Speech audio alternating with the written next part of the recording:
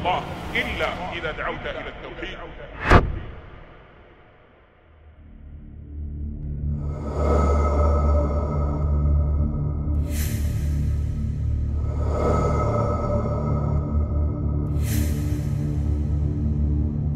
Jinler, génie, démonio, evil, peu importe la langue, une seule et même signification, les démons, les djinns.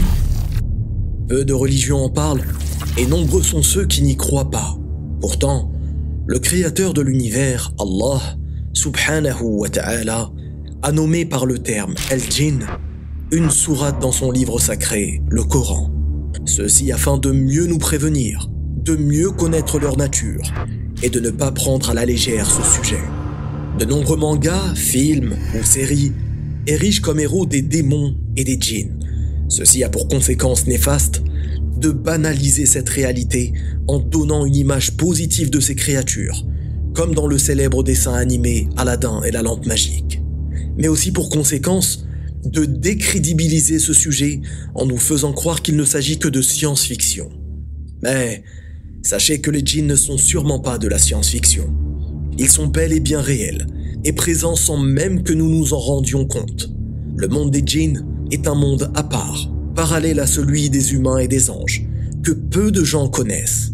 Malgré les points communs aux êtres humains, comme la raison ou la distinction entre le bien et le mal, les djinns se différencient par leur origine et leur nature. Le mot djinn dans la langue arabe est dérivé du mot djinn, caché. Ceci car cette créature a la particularité d'être imperceptible aux yeux des humains. Oui, impossible de les percevoir, mais leur présence est bel et bien réelle.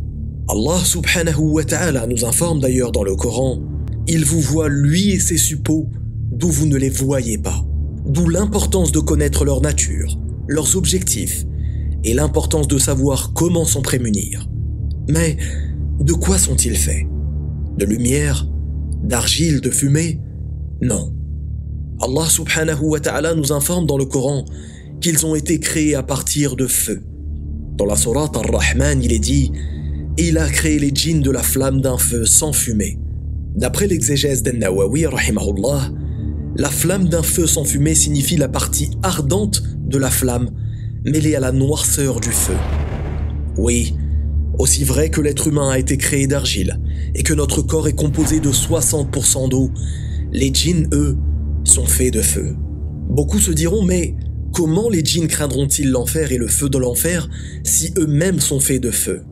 Eh bien sachez que la main d'un être humain utilisée avec violence sur un autre être humain peut créer une douleur, ou même la mort.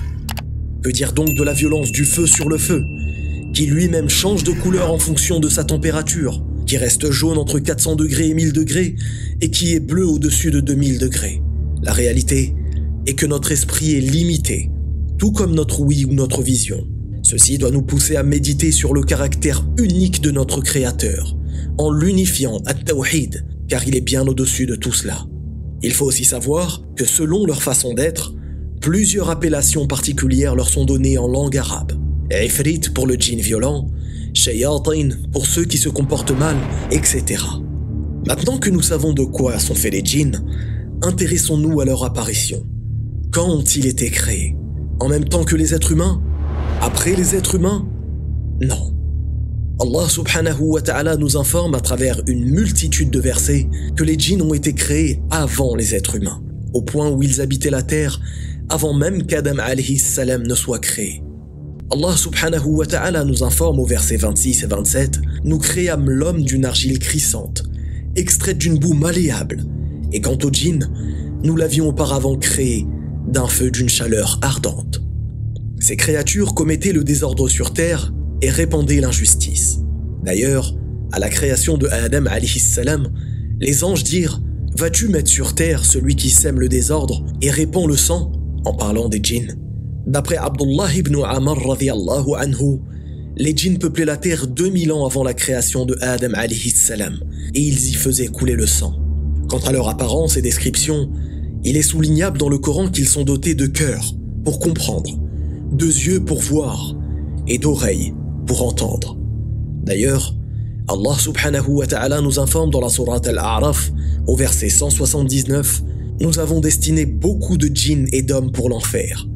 Ils ont des cœurs, mais ne comprennent pas. Ils ont des yeux, mais ne voient pas. Ils ont des oreilles, mais n'entendent pas. Ceux-là sont comme les bestiaux, même plus égarés encore.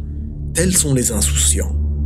Maintenant, intéressons-nous à ce dont sont capables les djinns. Ils peuvent tout d'abord communiquer avec les êtres humains, conformément à la parole d'Allah subhanahu wa ta'ala dans la sourate Al-Isra au verset 64. Excite par ta voix ceux d'entre eux que tu pourras. Ceci est la parole d'Allah qui s'adressa à Iblis.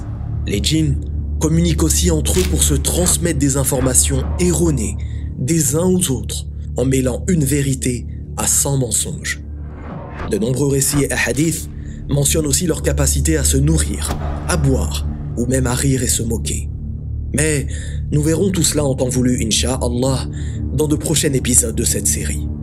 Les djinns ont aussi certaines capacités supérieures aux êtres humains ou même que les êtres humains n'ont pas, comme la rapidité de mouvement et d'action qui est rapportée dans l'histoire du prophète Sulayman alayhi salam présente dans le Coran, dans laquelle un djinn asservi propose ses services en promettant de rapporter le trône de la reine du Yémen en un temps extrêmement réduit.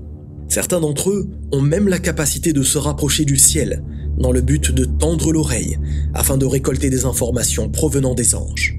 Allah subhanahu wa ta'ala mentionne d'ailleurs cette particularité dans la sourate Al-Jinn au verset 8 et 9.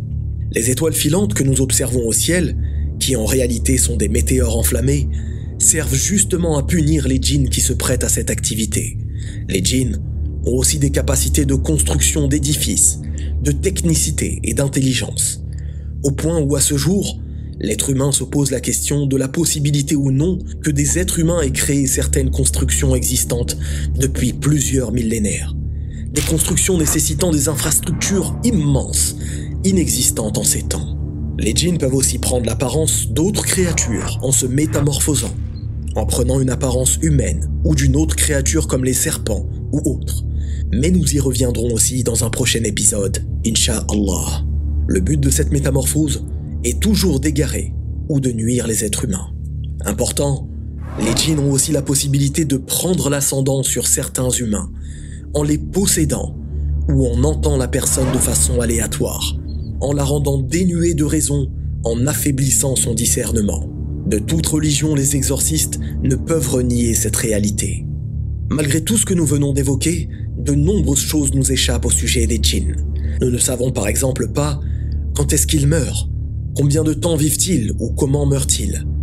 Mais nous savons en revanche qu'un nombre incalculable d'entre eux ont pour but de nous nuire et de nous détourner du droit chemin.